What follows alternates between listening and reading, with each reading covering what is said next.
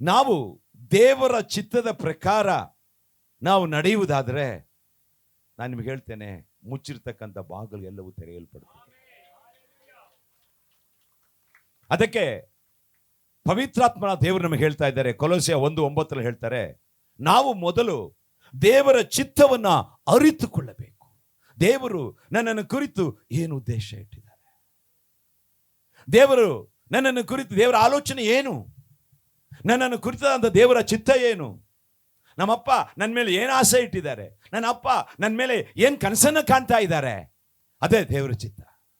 ಈ ವಾಕ್ಯ ಹೇಳ್ತದೆ, ಕೊಲೋಸ್ಯ 1:9 ಓದುವಾಗ ದೇವರ ವಾಕ್ಯ ಹೇಳ್ತದೆ, ಆದ ಕಾರಣ ನಾವು ನಿಮ್ಮ ಸುದ್ದಿಯನ್ನು ಕೇಳಿದ ದಿವಸದಿಂದ ನಿಮಗೋಸ್ಕರ ಪ್ರಾರ್ಥಿಸುವನ್ನು ಬಿಡದೆ ನೀವು ಸಕಲ ಆತ್ಮೀಯ ಜ್ಞಾನವನ್ನು ಗ್ರಹಿಕೆಯನ್ನು ಹೊಂದಿ ಕರ್ತನ ಚಿತ್ತದ ವಿಷಯವಾದ ತಿಳುವಳಿಕೆಯಿಂದ ತುಂಬಿಕೊಂಡು ಆತನಿಗೆ ಯೋಗ್ಯರಾಗಿ ನಡೆದು ಎಲ್ಲಾ ವಿಧದಲ್ಲಿ ಆತನನ್ನು ಸಂತೋಷಪಡಿಸುವವರಾಗಿರಬೇಕು. ದೇವರ ಚಿತ್ತ ಏನು ಎಂಬುದನ್ನ ಅರಿತುಕೊಳ್ಬೇಕಂತೆ. ಇವತ್ತು ಅನೇಕರಿಗೆ ದೇವರ ಚಿತ್ತ ಅಂತಕ್ಕಂಥ ಏನು ಅನ್ನೋ ಒಂದು ಗ್ರಹಿಕೆನೇ ಇಲ್ಲ. ಮೊದಲು ದೇವರ ಚಿತ್ತವನ್ನ ನೀವು ಅರಿತುಕೊಂಡ್ಬಿಟ್ರೆ ನಿಮ್ಮ ಜೀವನದಲ್ಲಿ ಅದ್ಭುತವನ್ನು ಕಾಣ್ತೀರಾ. ಇಂದು ಅನೇಕರು ನಾವು ಆಲಯಕ್ಕೆ ಬರ್ತೀವಿ, ದೇವರನ್ನ ಆರಾಧನೆ ಮಾಡ್ತೀವಿ, ಹೋಗ್ತೀವಿ. ಆದ್ರೆ ನನ್ನನ್ನು ಕುರಿತು ದೇವರ ಚಿತ್ತ ಏನು, ನಾನು ದೇವರ ಚಿತ್ತದಲ್ಲಿ ಇದ್ದೀನಾ, ಹಲ್ಲೆಲೂಯಾ ಆಮೆನ್, ದೇವರ ಮಾರ್ಗದಲ್ಲಿ ಇದ್ದೀನಾ, ದೇವರು ಬಯಸ್ತಕ್ಕಂಥ ರೀತಿಯಲ್ಲಿ ನಾನು ಬಾಳ್ತಾ ಇದ್ದೀನಾ, ಇಲ್ಲಿ ಪ್ರಶ್ನೆ ಬರ್ತದೆ. ಹಾಗೆ ಹೇಳ್ತಾರೆ, ದೇವರ ಚಿತ್ತವನ್ನ ಅರಿತು. ಎಫೆಸಿಯ 5:17 ಓದುವಾಗ, ಬುದ್ಧಿಹೀನರಾಗಿ ನಡೆಯದೆ ಕರ್ತನ ಚಿತ್ತವೇನೆಂಬುದನ್ನು ವಿಚಾರಿಸಿ ತಿಳಿದವರಾಗಿರ್ರಿ. ಮೊದಲು ಕರ್ತನ ಚಿತ್ತ ಏನೆಂಬುದನ್ನ ತಿಳ್ಕೊಳ್ರಿ. ನಾವು ರಕ್ಷಣೆ ಹೊಂದಿದ ಮೇಲೆ ಅಥವಾ ರಕ್ಷಣೆ ಹೊಂದೋದಕ್ಕೆ ಮುಂಚಿತವಾಗಿ ದೇವರ ಚಿತ್ತ ಏನು, ರಕ್ಷಣೆ ಹೊಂದಿದ ಮೇಲೆ ದೇವರ ಮಾರ್ಗದಲ್ಲಿ ಇದೀವಾ? Hallelujah amen. ದೇವರ ವಾಕ್ಯ ಹೇಳ್ತದೆ, ಮತ್ತಾಯ 7:21 ದೇವರ ವಾಕ್ಯ ಹೇಳ್ತದೆ, ನಾವು ನಮ್ಮ ದೇವರನ್ನ ದೇವರೇ ದೇವರೇ ಹಲ್ಲೆಲೂಯಾ ಹಲ್ಲೆಲೂಯಾ ಆಮೆನ್ ಸ್ವಾಮಿ ಸ್ವಾಮಿ ಅನ್ನೋರು ಎಲ್ಲರೂ ಕೂಡ ಪರಲೋಕ ರಾಜ್ಯದೊಳಗೆ ಹೋಗೋದಿಲ್ಲ. ಓದಿ, ನನ್ನನ್ನು ಸ್ವಾಮಿ ಸ್ವಾಮಿ ಅನ್ನುವವರೆಲ್ಲರೂ ಸ್ವಾಮಿ ಸ್ವಾಮಿ ಅನ್ನುವರೆಲ್ಲರೂ ಪರಲೋಕ ರಾಜ್ಯದಲ್ಲಿ ಸೇರುವರೆಂದು ನೆನೆಸಬೇಡ್ರಿ. ಪರಲೋಕದಲ್ಲಿರುವ ನನ್ನ ತಂದೆಯ ಚಿತ್ತದಂತೆ ನಡೆಯುವವನೇ ಪರಲೋಕ ರಾಜ್ಯಕ್ಕೆ ಸೇರುವನು. Amen hallelujah amen. ಎಲ್ಲಾ ಕ್ರೈಸ್ತರು ಪರಲೋಕ ಹೋಗ್ತಾರೆ ಅಂತ ಹೇಳಕ್ಕಾಗಲ್ಲ. ವಿಶ್ವಾಸಿಗಳು ಹೋಗಬಹುದು, ವಾಕ್ಯದ ಪ್ರಕಾರ ನಡೆದು. ಇವತ್ತು ನಾವು ದೇವರನ್ನ ಯೇಸುವೇ ದೇವರು ಹಲ್ಲೆಲೂಯಾ ಆಮೆನ್ ನಿಮಗೆ ಸ್ತೋತ್ರ ಉಂಟಾಗಲಿ ನಾವು ಹೇಳ್ತೇವೆ. ಆದರೆ ದೇವರ ಮಾರ್ಗದಲ್ಲಿ, ದೇವರು ಬಯಸಿದ ಮಾರ್ಗದಲ್ಲಿ, ದೇವರ ಚಿತ್ತದಲ್ಲಿ, ದೇವರಿಗೆ ಪ್ರಿಯವಾಗಿ, ದೇವರಿಗೆ ಮೆಚ್ಚುಗೆಯಾಗಿ ನಾವು ಜೀವಿಸ್ತಾ ಇದ್ದೇವೆಯೇ? ನಮ್ಮ ಮಾತಿನಿಂದ ದೇವರಿಗೆ ಮೆಚ್ಚುಗೆನಾ? ನಮ್ಮ ನಡತೆ ದೇವರಿಗೆ ಮೆಚ್ಚುಗೆನಾ? ನಮ್ಮ ಬದುಕು ದೇವರಿಗೆ ಮೆಚ್ಚುಗೆನಾ? ನಮ್ಮ ಶೈಲಿ ದೇವರಿಗೆ ಮೆಚ್ಚುಗೆನಾ? ನಮ್ಮ ಜೀವನ ದೇವರಿಗೆ ಮೆಚ್ಚುಗೆ ಆಗಿದೆಯಾ? ಹಲ್ಲೆಲೂಯಾ. ದೇವರು ಮೆಚ್ಚತಕ್ಕಂಥ ಮಾರ್ಗದಲ್ಲಿ, ದೇವರಿಗೆ ಪ್ರಿಯವಾದಂಥ ಮಾರ್ಗದಲ್ಲಿ ನಾವು ನಡೆಯಬೇಕು. ಅದಕ್ಕೆ ನಾವು ಕರೆಯಲ್ಪಟ್ಟಿದ್ದೇವೆ.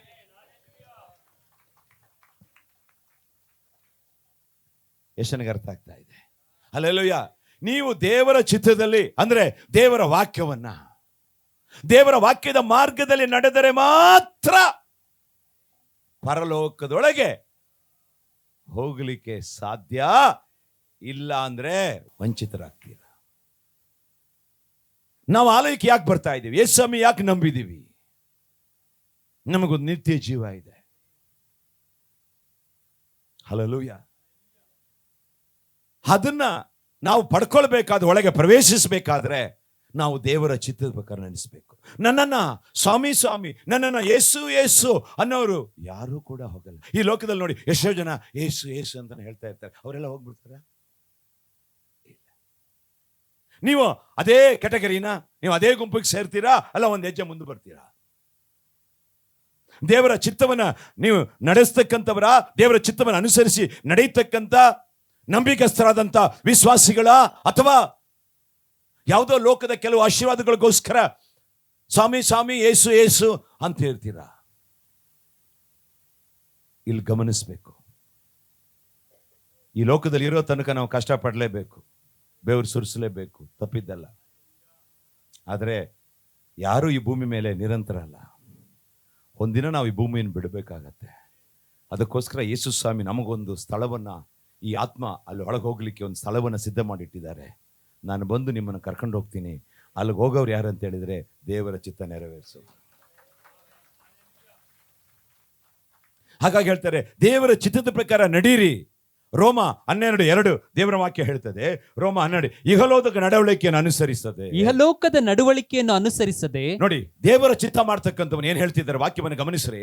ಹೇಳ್ತದೆ, ಇಹಲೋಕದ ನಡವಳಿಕೆಯನ್ನು ಅನುಸರಿಸದೆ ನೂತನ ಮನಸ್ಸನ್ನು ಹೊಂದಿಕೊಂಡು ಪರಲೋಕ ಭಾವದವರಾಗಿರ್ರಿ. ಪರಲೋಕ ಭಾವ. ನಮ್ಮ ನೋಡಿದ್ರೆ ಯೇಸು ಸ್ವಾಮಿ ನೋಡಿದೆ. ನಮ್ಮ ಮಾತು ದೇವರ ಮಾತಾಗಿರ್ಬೇಕು. ನಮ್ಮ ನಡೆ ಯೇಸುವಿನ ನಡೆಯಾಗಿರಬೇಕು. ನಡೆಯಲ್ಲಿ, ನುಡಿಯಿನಲ್ಲಿ, ಮಾತಿನಲ್ಲಿ ಯಾರನ್ನ ಕಾಣಬೇಕು? ಪ್ರಪಂಚವನ್ನು ಕಾಣಬಾರ್ದು.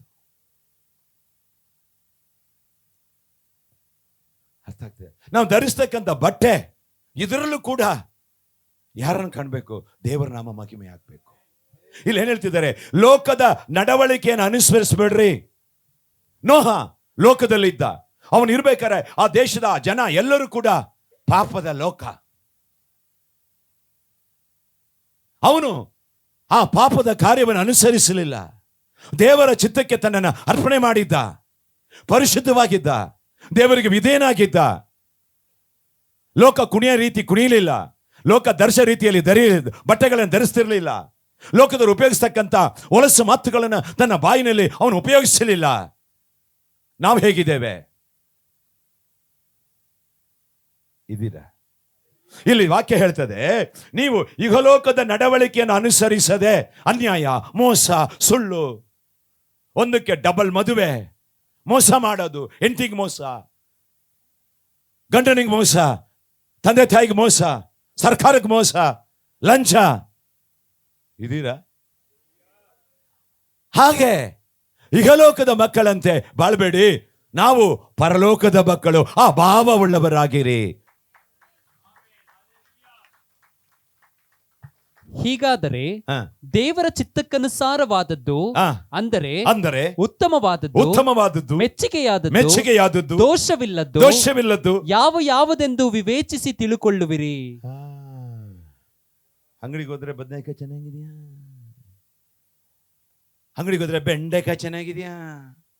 ಈ ಕಡೆ ಬಂದ್ರೆ ತೊಂಡೆಕಾಯಿ ಚೆನ್ನಾಗಿದೆಯಾ? ಇದೀರಾ? ಹೌದಲ್ವಾ? ಹಾಗಾದ್ರೆ ದೇವರ ಚಿತ್ತ ಯಾವುದು? ನಾನು ಹೋಗ್ತಿರ್ತಕ್ಕಂಥ ಮಾರ್ಗ ಇದು ದೇವರಿಗೆ ಪ್ರಿಯನಾ? ನಾನು ಇವನು ಮದುವೆ ಮಾಡ್ತೀನಿ, ಈ ಹೆಣ್ಣು ಅಥವಾ ಈ ಜೋಡಿ ಇದು ದೇವರ ಚಿತ್ತನಾ? ಪ್ರಾರ್ಥನೆ ಮಾಡ್ಬೇಕು ದೇವರ ಹತ್ರ. ದೇವರ ಚಿತ್ತ ತಕ್ಷಣ ನಮ್ಗೆ ಗೊತ್ತಾಗಲ್ಲ. ನಾವು ದೇವರ ಪಾದದಲ್ಲಿಟ್ಟಪ್ಪ ನಿಮ್ಮ ಚಿತ್ತದಲ್ಲಿ ನಡೆಸಪ್ಪ ಅಂತ ನೀವು ಪ್ರಾರ್ಥನೆ ಮಾಡ್ತಾ ಬಂದ್ರೆ ಅದು ರಹಸ್ಯ. ಕೊನೆಗೆ ಗೊತ್ತಾಗತ್ತೆ ಇದು ದೇವರ ಚಿತ್ತ ಅಂತ ಹೇಳಿ. It is secret. ಹೋಗ್ತಾ ಹೋಗ್ತಾ ಹೋಗ್ತಾ ಹೋಗ್ತಾ ಹೋಗ್ತಾ ಕರ್ತನು ನಿಧಾನವಾಗಿ ಅದನ್ನ ಆ ಕಡೆ ನಡೆಸ್ತಾನೆ. ನಾವು ಅವಸರ ಪಡಬಾರ್ದು. ಅರ್ಥ ಆಗ್ತಾ ಇದೆ? ಯೇಸುವಿಗೆ ಅರ್ಥ ಆಗ್ತಾ ಇದೆ. ಏನ್ ಹೇಳ್ತಾರೆ? ಈಗ ಲೋಕದಂತೆ ಆ ಪ್ರೀತಿ, ಈಗ ಲೋಕದಂತೆ ಲವ್, ಅದು ಇದು ಮಾಡ್ಕೊಂಡು ಹಾಳಾಗಬೇಡಿ. ಇಲ್ಲಿ ಹೇಳ್ತಾರೆ, ಈಗ ಲೋಕದ ನಡವಳಿಕೆಯನ್ನು ಅನುಸರಿಸದೆ ನೂತನ ಮನಸ್ಸನ್ನು ಹೊಂದಿಕೊಂಡು. ನೂತನ ಮನಸ್ಸು ರಕ್ಷಣೆ ಹೊಂದಿದ್ದೀರಾ? ನೂತನ ಮನಸ್ಸು ಹೊಂದ್ಕೊಂಡಿದ್ದೀರಾ? ನಿಮ್ಮ ಗುಣ ಬದಲಾಗಿದೆಯಾ? ನಿಮ್ಮ ಶೈಲಿ ಬದಲಾಗಿದೆಯಾ? ಹಳೆಯ ಜೀವನ, ಹಳೆಯ ಮಾತುಗಳು, ಹಳೆಯ ಪಾಪಗಳು, ಹಳೆಯ ಅನ್ಯಾಯಗಳು, ಮೋಸ, ಆ ಕಪಟ, ಆ ಕಹಿ ಎಲ್ಲ ಬಿಟ್ಟು ಹೋಗಿದೆಯಾ? ಇನ್ನು ಆ ಕೋಪ, ಆ ಕ್ರೋಧ, ಆ ದ್ವೇಷ, ಆ ಕಹಿ, ಆ ಅಸೂಯೆ, ಆ ಪಾಪದ ಇಚ್ಛೆ, ಶರೀರದ ಇಚ್ಛೆ, ಕಣ್ಣಿನ ಆಸೆ, ಬದುಕು ಬಾಳಿನ ಡಂಬ, ಅದನ್ನ ಇಟ್ಕೊಂಡಿದ್ದೀರಾ? ಇದೀರಾ? ನೂತನ ಮನಸ್ಸನ್ನು ಹೊಂದಿಕೊಂಡು ದೇವರ ಚಿತ್ತ. ಲೋಕದಾಗೆ ನಡೀಬೇಡ. ದೇವರ ಚಿತ್ತ ನೀನು ನಾನು ಪರಿಶುದ್ಧನಾಗಿರ್ಬೇಕಂತ ಹೇಳಿ 1 ಥೆಸಲೋನಿಯ 4:3 ವಾಕ್ಯವನ್ನು ಓದುವಾಗ ದೇವರ ಚಿತ್ತವೇನೆಂದರೆ, ದೇವರ ಚಿತ್ತವೇನಂತ ಹೇಳಿದ್ರೆ, ನೀವು ಶುದ್ಧರಾಗಿ ಇರಬೇಕೆಂಬುದೇ, ನೀವು ಪರಿಶುದ್ಧರಾಗಿರಬೇಕೆಂಬುದೇ. ನಾವು ಪರಲೋಕದವರು. ಬಾಲಾಕ ಮತ್ತೆ ಪೀಲೆಯಮ್ ಅಂತ ಇಬ್ಬರು ಇದ್ರು. ಬಾಲಾಕ ಒಬ್ಬ ಅರಸ, ಆ ಪೀಲೆಯಮ್ ಅಂತಕ್ಕಂಥವನು ಪ್ರವಾದಿ. ದೇವರು ಒಂದ್ಸತಿ ಹೇಳಿದ್ರು, ಬಾಲಾಕ ಇವನ್ನ ಕರೆದಿದ್ದ, ಜನಗಳನ್ನ ಬಿಟ್ಟು ಕರೆಸಿದ. ಆವಾಗ ದೇವರು ಇವನಿಗೆ ಹೇಳಿದ್ರು, ದರ್ಶನದಲ್ಲಿ ಹೇಳಿದ್ರು, ನೀನು ಅವನ ಜೊತೆ ಹೋಗ್ಬಾರ್ದು ಅಂತ ಹೇಳಿ. ಇವನ್ ಕೇಳ್ಕೊಂಡ. ಆದ್ರೆ ಈ ಅರಸ ಸುಮ್ಮನೆ ಇರಲಿಲ್ಲ, ಜನ ಬಿಡ್ತಾನೆ ಇದ್ದ, ಓ ಕರ್ಕಂಬ ಅಂತೇಳಿ. ದೇವ್ರು ಮೊದಲೇ ಹೇಳಿದ್ರು ಹೋಗ್ಬೇಡ. ಮತ್ತೆ ಜನ ಬಂದ್ಕೊಂಡು ಮತ್ತೆ ದೇವ್ರ ಹತ್ರ, ದೇವ್ರು ಮೊದಲು ಹೇಳ್ಬಿಟ್ರು ನೋ ಹೋಗ್ಬಾರ್ದು ಅಂತೇಳಿ. ಮತ್ತೆ ಜನ ಬಂದು ಕರಿತಾ ಇದ್ದಾರೆ. ಅಪ್ಪ ಅಮ್ಮ ಒಂದ್ಸತಿ, ಅಪ್ಪ ನಾನು ಈ ಹುಡುಗನ ಮದುವೆ ಆಗಲ್ಲ. ಅಪ್ಪ ಹೇಳ್ತಾರೆ ಬೇಡ. ಅಮ್ಮ ನಾನು ಈ ಹುಡುಗಿನ ಮದುವೆ ಆಗಲ್ಲ, ಬೇಡ. ಒಂದ್ಸತಿ ಹೇಳಿದ್ಮೇಲೆ ಕೇಳಿಲ್ಲ, ಅಮ್ಮ ನನ್ನ ಮನಸ್ಸೆಲ್ಲ ಬಿಟ್ಬಿಟ್ಟಿದ್ದೀನಿ, ನಾನೆಲ್ಲ ಕೊಟ್ಬಿಟ್ಟಿದ್ದೀನಿ, ನಾನು ಆಗ್ತೀನಮ್ಮ, ಹಂಗಮ್ಮ ಹಿಂಗಮ್ಮ. ಹೋಗಿ ಸಾಯಲ್ಲೇ ಹೋಗ. ಕರೆಕ್ಟಾ? ಒಂದು ಹಲ್ಲೆಲೂಯ. ಇಲ್ಲೇ ಪೀಲೆಯಮ್ನಿಗೆ ಹೇಳಿದ್ರು ಹೋಗ್ಬೇಡ ಅಂತೇಳಿ. ಆ ಜನ ಬಂದ್ರಲ್ಲ, ಬಂದು ಮತ್ತೆ ಕೇಳೋದು, ಅಪ್ಪ ಹೋಗ್ಲಾ ಹೋಗ. ಫಸ್ಟೇ ತಿಳ್ಕೊಳ್ಳಿ, ಫಸ್ಟ್ ಬೇಡ ಅಂದ್ರಲ್ಲ, ಅದಕ್ಕೆ ವಿಧೇಯರಾಗದೆ ಸರಿ.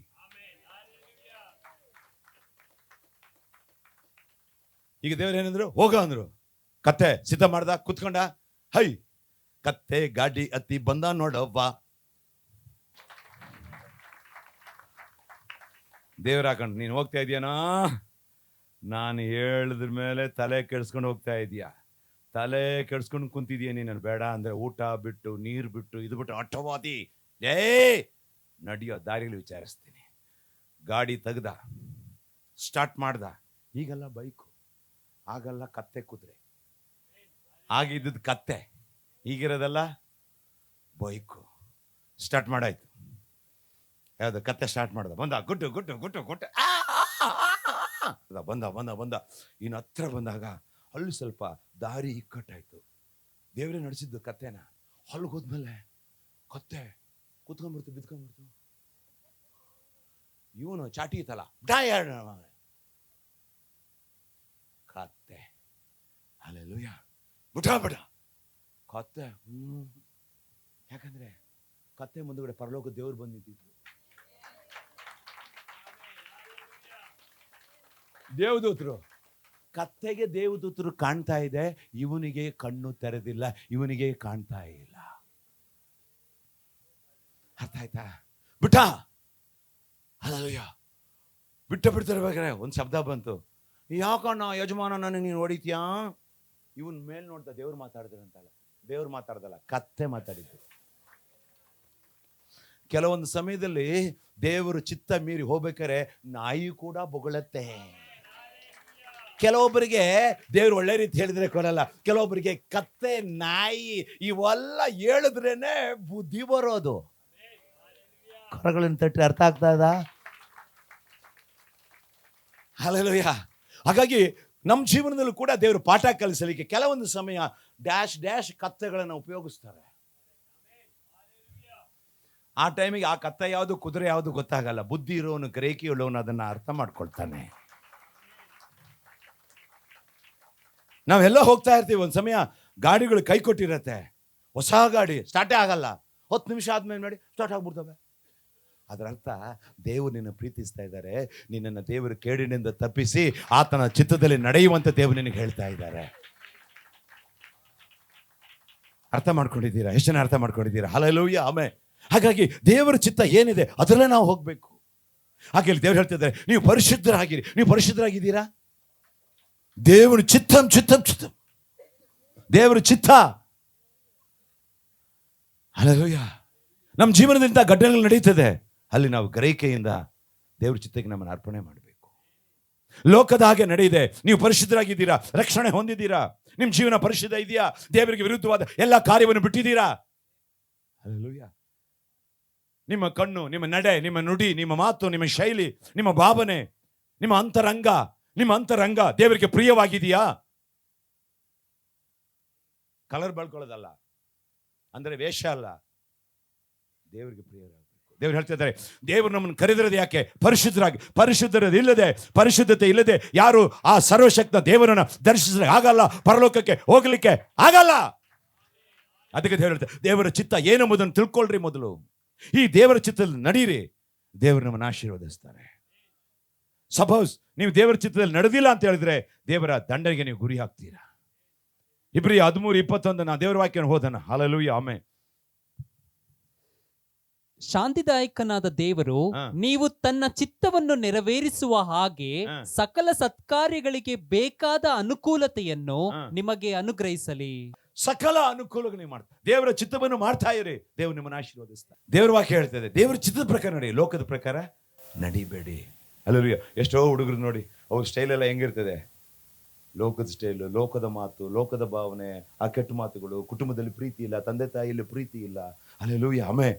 ಲೋಕ ತರಹ ಬಾಳ್ತಾರೆ. ಹಲ್ಲೆಲೂಯಾ. ಅದು ದೇವರಿಗೆ ಮೆಚ್ಚುಗೆ ಅಲ್ಲ. ಹಲ್ಲೆಲೂಯಾ. ಅವ್ರಿಗೂ ನಮಗೊಂದು ವ್ಯತ್ಯಾಸ ಇದೆ. ಪವಿತ್ರಾತ್ಮ ನಿಮ್ಮ ಮೇಲೆ ಬರುವಾಗ ನೀವು ಅಭಿಷೇಕವನ್ನು ಹೊಂದಿ ನಿನ್ನ ಗ್ರಾಮ, ನಿನ್ನ ಬೀದಿ, ಮನೆಯಲ್ಲಿ ನನಗೆ ಸಾಕ್ಷಿಯಾಗಿರಿ. ಇದು ದೇವರ ಚಿತ್ತ. ನೀವು ಸಾಕ್ಷಿಯಾಗಿದ್ದೀರಾ? ನಿಮ್ಮ ಅಪ್ಪನಿಗೆ ಸಾಕ್ಷಿನ, ಅಮ್ಮನಿಗೆ ಸಾಕ್ಷಿನ, ಗಂಡನಿಗೆ ಸಾಕ್ಷಿನ, ನಿನ್ನ ಕುಟುಂಬಕ್ಕೆ ಸಾಕ್ಷಿನ, ಸಭೆಗೆ ಸಾಕ್ಷಿನ, ಬೀದಿಯಲ್ಲಿ ಸಾಕ್ಷಿನ, ನೀನು ಕೆಲಸ ಮಾಡ್ತಕ್ಕಂಥ ಜಾಗದಲ್ಲಿ ಸಾಕ್ಷಿನ, ನಿನ್ನ ಸ್ನೇಹಿತರ ಮಧ್ಯದಲ್ಲಿ ಸಾಕ್ಷಿಯಾಗಿದೆಯಾ? ಪರಿಶುದ್ಧತೆಗೆ ಸಾಕ್ಷಿಯಾಗಿದೆಯಾ? ನಿನ್ನ ವ್ಯವಹಾರದಲ್ಲಿ ಸಾಕ್ಷಿಯಾಗಿದೆಯಾ? ನಿನ್ನ ನಡೆ, ನುಡಿ, ಭಾವಗಳಲ್ಲಿ ಸಾಕ್ಷಿಯಾಗಿದೆಯಾ? ಸಾಕ್ಷಿ ಇಲ್ಲ ಅಂದ್ರೆ ಅದಕ್ಕೆ ಅವನು ಕೇಳಿದೆ, ನೀವೆಲ್ಲ ಕ್ರೈಸ್ತರ?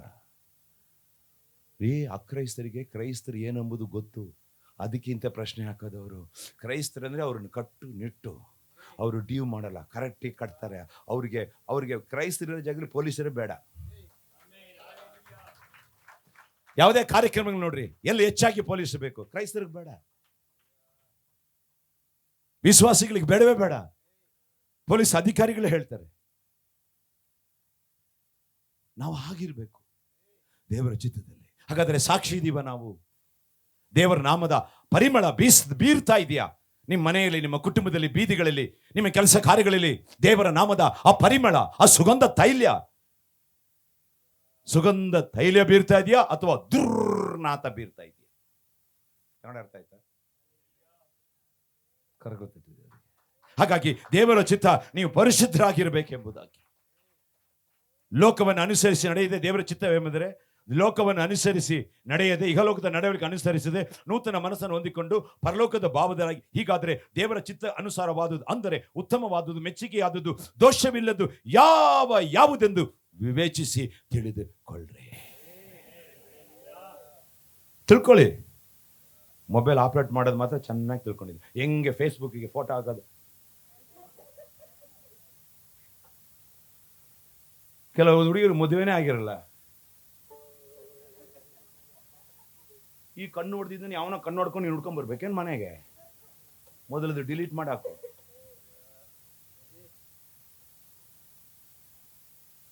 ಹಲ್ಲೆಲೂಯಾ. ನಾವು ಹೇಗಿರ್ಬೇಕು? ದೇವರಿಗೆ ಮಹಿಮೆಯಾಗಿ, ದೇವರಿಗೆ ಭಯಭಕ್ತಿಯಲ್ಲಿ ಪರಿಶುದ್ಧರಾಗಿ ನಾವು ಜೀವಿಸಬೇಕು. ಅದಕ್ಕೆ ಇಹದ ನಡವಳಿಕೆ ನಮಗೆ ಬೇಡ.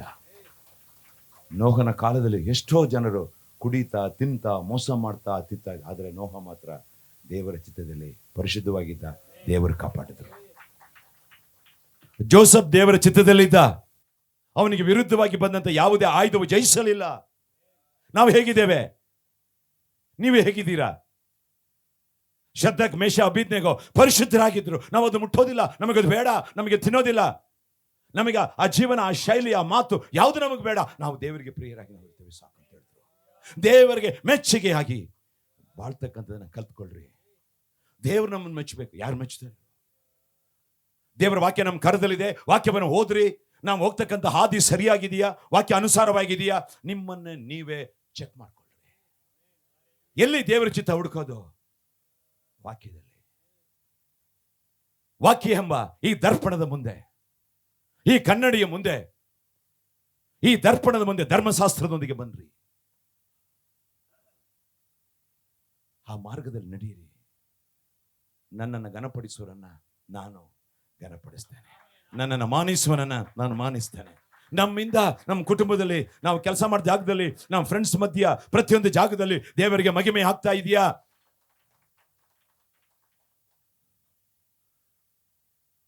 ಹಲ್ಲೆಲೂಯಾ.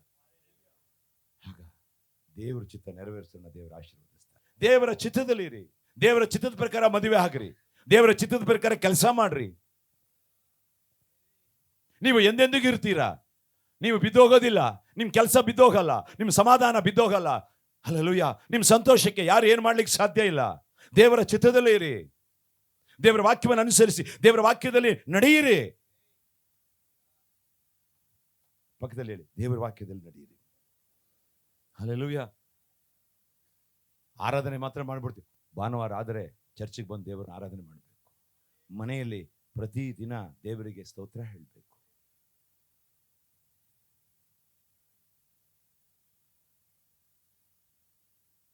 ನಾವು ಹೇಗಿದ್ದೇವೆ? ದಾವೀದನು ದೇವರಿಗೆ ಪ್ರಿಯನಾದವನು. ದೇವರ ಚಿತ್ತವನ್ನ ನೆರವೇರಿಸ್ತಕ್ಕಂಥವನು ಯಾರಂತ ಹೇಳಿದ್ರೆ ದಾವೀದ. ಅಪೊಸ್ತಲರ ಕೃತ್ಯಗಳು 13:21-22 ಇರ್ಬೇಕು ಕನ್ನಡದಲ್ಲಿ. ಓದಪ್ಪ. ಆಮೇಲೆ ದೇವರು ಅವನನ್ನು ತೆಗೆದುಹಾಕಿ. ಯಾರನ್ನ ತೆಗೆದುಹಾಕಿ? ಸೌಲನನ್ನ ತೆಗೆದುಹಾಕಿತ್ತು. ತೆಗೆದುಹಾಕಿ ದಾವೀದನನ್ನು ಅವರ ಮೇಲೆ ಅರಸನನ್ನಾಗಿ ಮಾಡಿ ಇಷಯನ ಮಗನಾದ ದಾವೀದನು ನನಗೆ ಸಿಕ್ಕಿದನು. ಅವನು ನನಗೆ ಒಪ್ಪುವ ಮನುಷ್ಯನು. ಅವನು ನನ್ನ ಇಷ್ಟವನ್ನೆಲ್ಲ ನೆರವೇರಿಸುವನು. ಅವನು ನನ್ನ ಚಿತ್ತವನ್ನ, ಇಷ್ಟವನ್ನ, ಆಸೆಯನ್ನ ನೆರವೇರಿಸುವನು ಎಂಬುದಾಗಿ ಅವನ ವಿಷಯದಲ್ಲಿ ಸಾಕ್ಷಿ ಹೇಳಿದನು. ಯಾರು ಸಾಕ್ಷಿ ಹೇಳಿದ್ದು? ದೇವರು. ಇವತ್ತು ನಮ್ಮ ಕುರಿತು, ನಿಮ್ಮ ಕುರಿತು ದೇವರ ಮೇಲೆ ಇವನು ನನ್ನ ಚಿತ್ತ ಪ್ರಕಾರ ನಡೀತಾನೆ, ನನ್ನ ಚಿತ್ತ ಇವ ನೆರವೇರಿಸ್ತಾನೆ ಅಂತಕ್ಕಂಥ ಒಂದು ನಂಬಿಕೆ ದೇವರಿಗೆ ನಮ್ಮ ಮೇಲಿದೆಯಾ? ನಿಮ್ಮಪ್ಪ ನಿನ್ನ ಮೇಲೆ ಒಂದು ಕನಸಿಟ್ಟಿದ್ದಾರೆ. ನನ್ನ ಮಗ ಓದ್ ಬಂದೇ ಬರ್ತಾನೆ, ನನ್ನ ಕನಸಿಗೆ ಭಂಗ ಇಲ್ಲ, ನನ್ನ ಮಗಳು ನನ್ನ ಮರ್ಯಾದೆ ಕಾಪಾಡ್ತಾಳೆ, ನನ್ನ ಕುಟುಂಬದ ನನ್ನ ಮರ್ಯಾದೆ ಕಾಪಾಡ್ತಕ್ಕಂಥ ಮಗಳು. ಅದೇ ರೀತಿ ದೇವರು ನಮ್ಮ ಮೇಲೆ ಒಂದು ಆಸೆ ಇಟ್ಟಿದ್ದಾರೆ, ಇವರು ನನ್ನ ಚಿತ್ತವನ್ನ ನೆರವೇರಿಸ್ತಾರೆ, ಇವನು ನನ್ನ ಚಿತ್ತವನ್ನು ನೆರವೇರಿಸ್ತಾರೆ, ಇವನು ಪರಿಶುದ್ಧವಾಗಿರ್ತಾನೆ, ಇವನು ವಿಧೇಯನಾಗ್ತಾನೆ. ನೀವು ದಾವೀದ, ಸೌಲ ಅವನು ಕೂಡ ಕತ್ತೆ ನೋಡ್ಕೊಂಡು ಹೋದವನೇ.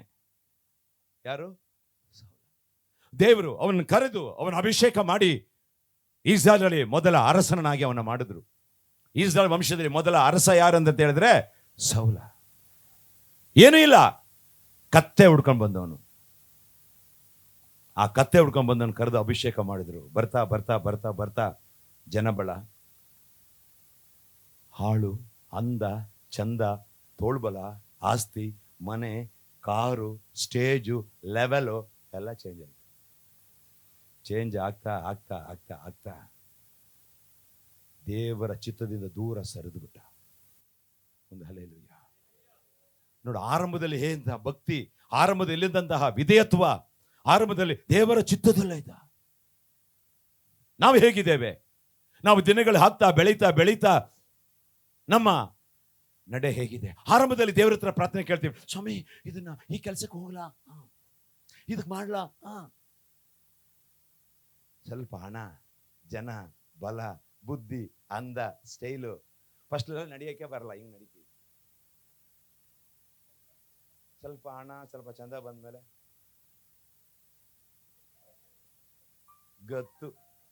ಗೊತ್ತಾ? ಅರ್ಥ ಆಗ್ತಾ ಇದೆ ನಿಮಗೆ? ಇವನು ದೇವರ ಚಿತ್ತದಲ್ಲಿದ್ದ. ಆಮೇಲೆ ಬೆಳೀತಾ ಬೆಳೀತಾ ದೇವರ ಚಿತ್ತವನ್ನ, ದೇವರ ಉದ್ದೇಶವನ್ನ ಬಿಟ್ಟು ದೂರ ಹೋದ. ದೇವರವನ್ನ ಏನ್ ಮಾಡ್ಬಿಟ್ರು? ತಳ್ಳಿಬಿಟ್ರು. ಅವನ ಸ್ಥಾನದಲ್ಲಿ ದೇವರಿಗೆ ಹೃದಯಕ್ಕೆ ಒಪ್ತಕ್ಕಂಥ ಒಂದು ಮನುಷ್ಯನ್ ತಂದಿಟ್ರು. ಅವನೇ ದಾವೀದ. ಹಲ್ಲೆಲೂಯಾ. ಅರ್ಥ ಆಗ್ತಾ ಇದೆ ನಿಮಗೆ? ದೇವರ ಮಾತಿಗೆ ಅವಿಧೇಯನಾದ ಸೌಲನನ್ನ ಕೊಲ್ತಕ್ಕಂತ ಅವಕಾಶ ದಾವೀದನಿಗೆ ಒದಗಿ ಬಂದಿತ್ತು. ಆದರೆ ಇವನು ವಾಕ್ಯಕ್ಕೆ ವಿಧೇಯನಾಗಿ, ದೇವರ ಚಿತ್ತಕ್ಕೆ ವಿಧೇಯನಾಗಿ ಅವನನ್ನ ಹೊಡಿಲಿಲ್ಲ, ಮುಟ್ಲಿಲ್ಲ, ಏನು ಮಾಡಲಿಲ್ಲ. ಇದೇ ದೇವರ ಚಿತ್ತ. ದೇವರ ಚಿತ್ತ ಏನು? ನೀನು ಅಭಿಷೇಕ ಮಾಡಲ್ಪಟ್ಟಂತ ನಿನ್ನ ಸೇವಕರ ವಿರುದ್ಧವಾಗಿ ನೀನು ಬಾಯಿ ಕೈ ಎತ್ತಬೇಡ. ಹೌದಾ? ಅವನು ನೋಡಿ ದೇವರ ಚಿತ್ತ ನೆರವೇರಿಸ್ತ. ಅವನದು ಪಾಡ ಅವನಿಗೆ. ಯಜಮಾನ ಅವರು ದೇವ್ರು ನೋಡ್ಕೊಳ್ತಾರೆ, ನಾವೇನು ಬೈಯೋದು? ಕೈ ತಟ್ಟಿ. ದೇವ್ರು ನೋಡ್ಕೊಳ್ತಾರೆ ಅದನ್ನ. ಅವನು ದೇವರ ಚಿತ್ತ ನೆರವೇರಿಸ್ತಾ ಅಷ್ಟೇ ಉನ್ನತಿಗೆ ಬಂದ. ಜೋಸಫ್ ಎಷ್ಟೋ ಪಾಡುಗಳ ಮಧ್ಯದಲ್ಲಿ ಪಾಪದಲ್ಲಿ ಇದ್ದಾಗಲೂ ದೇವರ ಚಿತ್ತ ಪರಿಶುದ್ಧವಾಗಿರೋ ತಂದ ಮೇಲಿಟ್ಟರು ದೇವರು. ಯಾರು ದೇವರ ಚಿತ್ತ ಮಾಡ್ತಾರೆ, ದೇವರ ಚಿತ್ತ ಅವರಿಗೆ ತೆರೆದ ಬಾಗಲು. ನಿಮ್ಮ ಆಶೀರ್ವಾದವನ್ನ, ನಿಮ್ಮ ಬಾಗಲನ್ನ, ನಿಮ್ಮ ಏಳಿಗೆಯನ್ನ, ನಿಮ್ಮ ಉದ್ಧಾರವನ್ನ, ನಿಮ್ಮ ಉನ್ನತಿಯನ್ನ, ನಿಮ್ಮ ಒಳ್ಳೆಯ ಕಾರ್ಯವನ್ನ, ಹಲ್ಲೆಲೂಯಾ, ನಿಮ್ಮ ಆಶೀರ್ವಾದವನ್ನ, ಹಲ್ಲೆಲೂಯಾ, ಆಮೆನ್, ನಿಮ್ಮ ಮಂಗಳ ಕಾರ್ಯವನ್ನ, ನಿಮ್ಮ ಸೌಭಾಗ್ಯವನ್ನ ಯಾವನು, ಯಾರು, ಯಾವುದು ಈ ಲೋಕದಲ್ಲಿ ಮುಚ್ಚಲಿಕ್ಕೆ ಯಾವರಿಗೆ ಯಾವುದಕ್ಕೆ ತಾಕತ್ತೇ ಇಲ್ಲ. But condition one, be in God's will. ಪಕ್ಕದಲ್ಲಿ ಹೇಳಿ, ದೇವರ ಚಿತ್ತದಲ್ಲಿ ಇರಿ. ದೇವರ ಚಿತ್ತ ಮಾಡಿದ್ರೆ ನಿಮಗೆ ದಾರಿ ಓಪನ್ ಆಗತ್ತೆ. ದೇವರ ಚಿತ್ತ ಇದ್ರೆ ದೇವರು ನಿಮಗೆಲ್ಲ ರಹಸ್ಯಗಳನ್ನ ತಿಳಿಸ್ತಾರೆ. Hallelujah, amen. ದೇವರ ಚಿತ್ತದಲ್ಲಿ ಇದ್ರೆ ನಿಮಗೆ ಆಶೀರ್ವಾದದ ಮೇಲೆ ಆಶೀರ್ವಾದ.